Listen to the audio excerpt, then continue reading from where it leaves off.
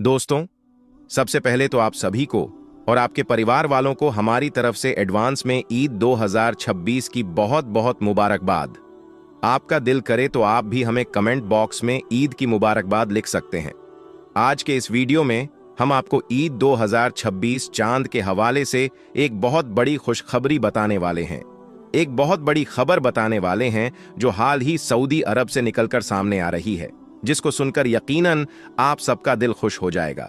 आप सब खुशी से झूम उठोगे, क्योंकि आज हम आपको बताएंगे कि ईद 2026 को लेकर सऊदी अरब ने अभी अभी क्या बड़ा ऐलान किया है और सऊदी अरब में ईद कब मनाई जाएगी। और यही नहीं, साथ ही आपको यह भी बताने वाले हैं कि हमारे देश भारत में ईद 2026 का चांद कब दिखाई देगा और फिर हमारे यहाँ पर ईद का त्योहार कब और कितनी तारीख को मनाया जाएगा।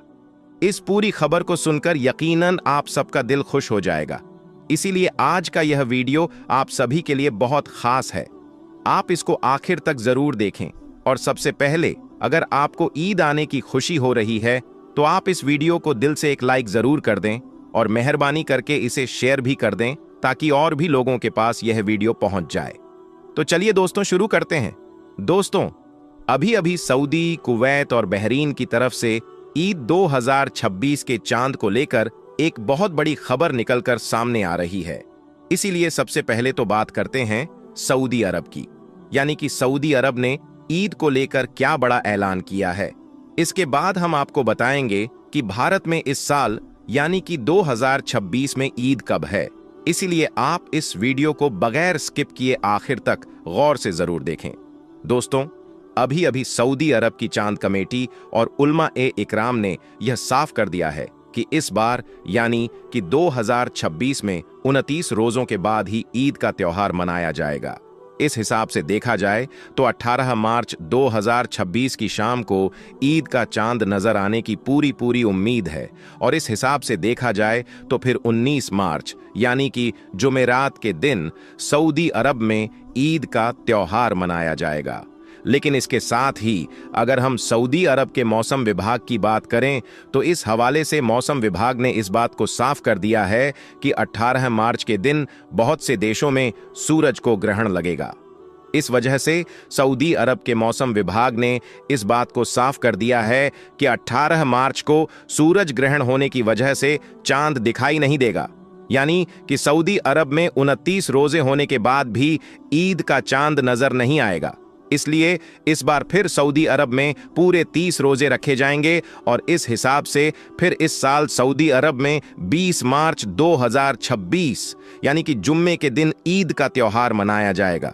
तो दोस्तों, ये तो हुई सऊदी अरब की बात।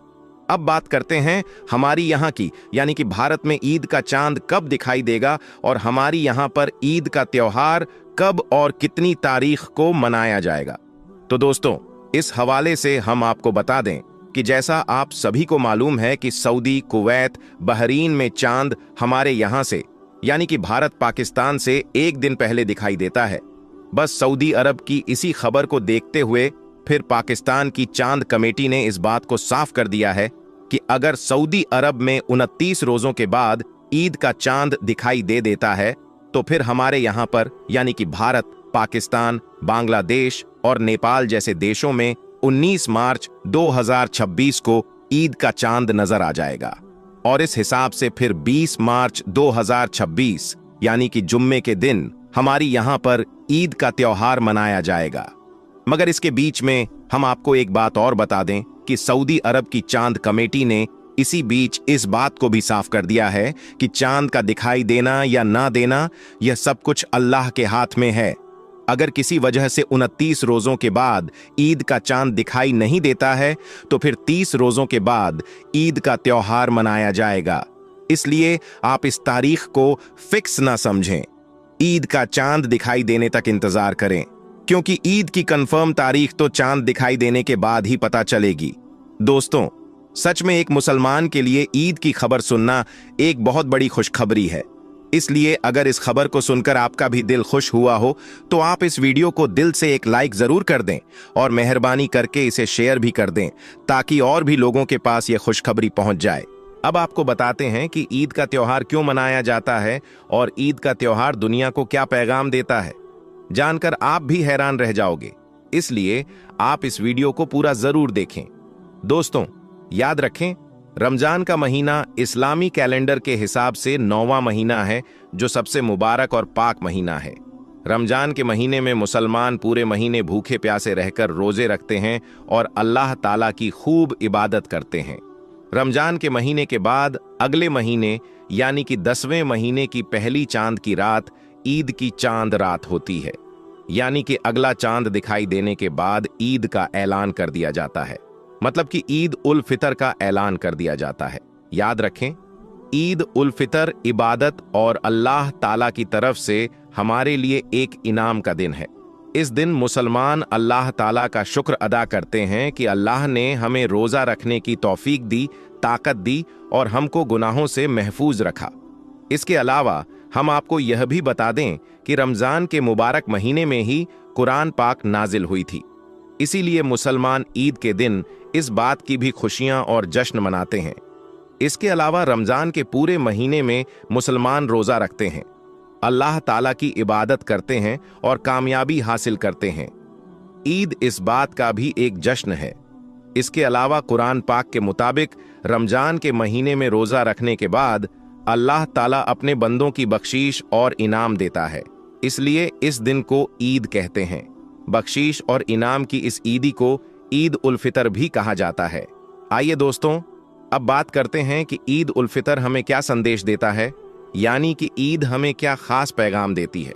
याद रखें, अल्लाह ताला का हुक्म है कि जिस तरह से तुम ईद के दिन एक दूसरे के साथ प्यार और मोहब्बत से मिलते हो, वैसे ही तुम हमेशा लोगों के साथ प्यार और मोहब्बत के साथ पेश आओ, यानी कि मिलते रहो। इसके अलावा ईद के दिन का एक खास पैगाम यह भी है कि ईद के दिन गरीबों की खूब मदद भी करो। याद रखें, अल्लाह के प्यारे नबी बड़ी ही सादगी के साथ ईद मनाया करते थे।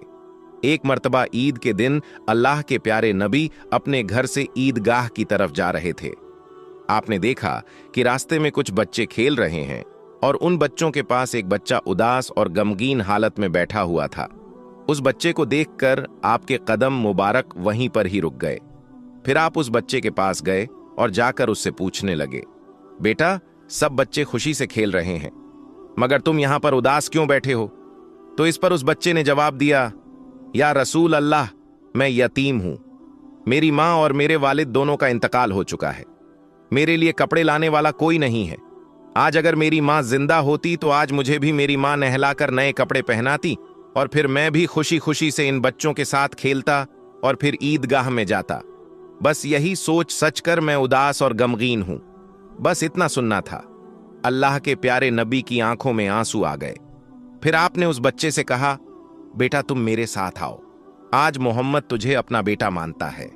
फिर आप उस बच्चे को साथ लेकर वापस अपने घर आए और फिर उस बच्चे से कहा, आज से हजरत आयशा तुम्हारी मां है, हजरत फातिमा तुम्हारी बहन है और हसनैन तुम्हारे भाई हैं। इसके बाद अल्लाह के प्यारे नबी ने अपनी बीवी हजरत आयशा रजी अल्लाह ताला अन्हा से कहा, ए आयशा, इस बच्चे को नहलाओ, यह बच्चा यतीम है। यह सुनकर फिर हजरत आयशा ने उस बच्चे को नहला दिया। इसके बाद अल्लाह के प्यारे नबी ने अपनी चादर के 2 टुकड़े किए, एक को उसके बदन पर तहबंद की तरह बांध दिया और दूसरा कपड़ा उस बच्चे को ओढ़ा दिया।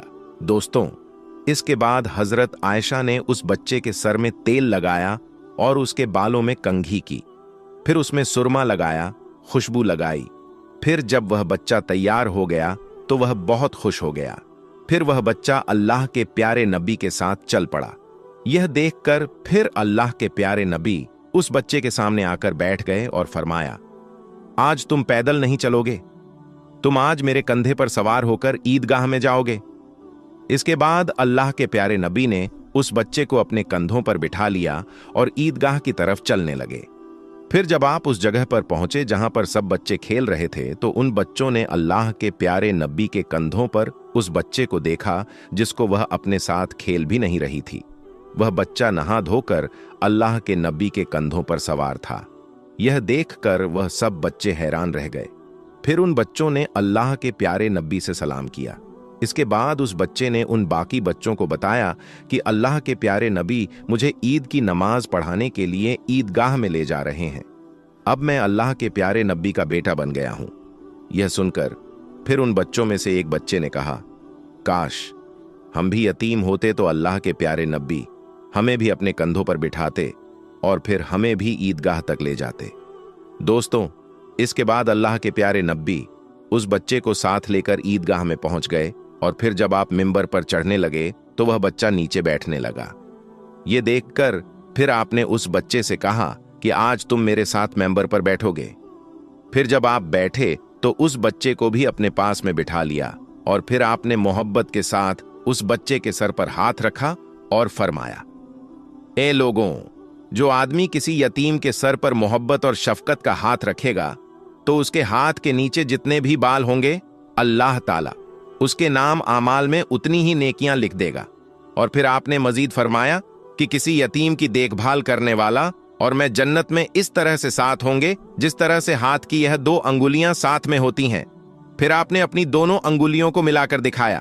तो दोस्तों, यह है ईद का असली मतलब। ईद का मतलब सिर्फ अपनी ही खुशी नहीं है, बल्कि अपने आसपास सबको खुश करना है। आज हम अपने लिए और अपने बच्चों के लिए तो नए नए और तरह तरह के कपड़े खरीद लेते हैं, मगर क्या हम अपने आसपास में रहने वाले ऐसे बच्चों के लिए भी सोचते हैं जिनके पास कुछ भी नहीं है? अगर आपके आसपास भी ऐसे यतीम बच्चे और गरीब बच्चे रहते हैं तो आप उनका ख्याल भी जरूर रखना। अल्लाह ताला आपको इसका खूब अजर देगा। वीडियो अच्छा लगा हो तो आप इसे दिल से एक लाइक जरूर कर दें और मेहरबानी करके इसे शेयर भी कर दें ताकि ईद आने से पहले पहले यह वीडियो और भी लोगों के पास पहुंच जाए। आपका वीडियो देखने के लिए